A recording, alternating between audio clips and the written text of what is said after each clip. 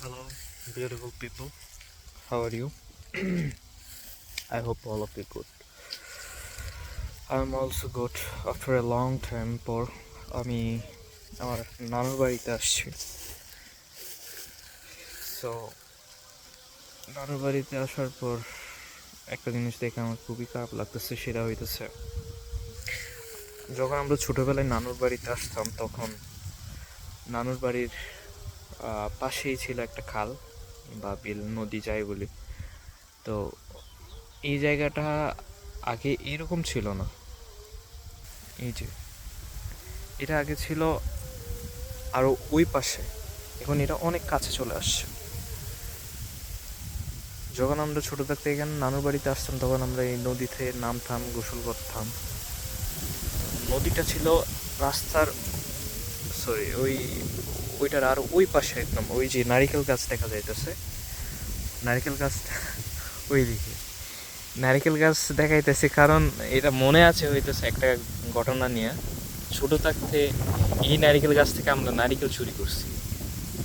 প্রায় নদীটা প্রায় ওই নারিকেল গাছের কাছাকাছি ছিল একদম, কিন্তু এখন মাটি ওই দিকে বসছে আর এদিক থেকে ভেঙে ভেঙে নদীতে চলে গেছে।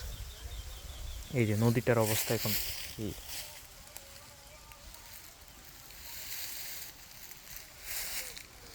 নদী ভাঙনের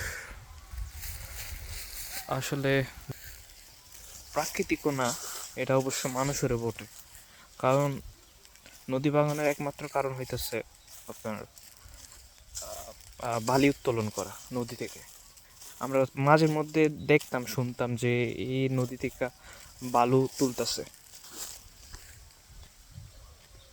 সো এই বালু তোলার পর এই নদীর যখন গভীরতা একটু মোটামুটি বাড়ে তখন সাইড থেকে নদীর পাশ থেকে বালিগুলো, মাটিগুলো করতে থাকে, মানে ভাঙতে থাকে। এই যে এই অবস্থাগুলো দেখে খুবই খারাপ লাগতেছে। এখন নদী প্রায় ভাঙতে ভাঙতে প্রায় একদম ওইখানেই হচ্ছে, মানে মোটামুটি বাড়িগুলো আছে, ওইখান থেকে একটু একটু জানি দেখা যাইতেছে tin. So this is really bad news for this village. এইটা হইতেছে, এই লোকেশনটার জায়গাটা হচ্ছে আপনার মরিচ্চা। এটা এই মরিচ্চার জেলা হইতেছে আপনার কক্সবাজার, আর উপজেলা হচ্ছে রামু।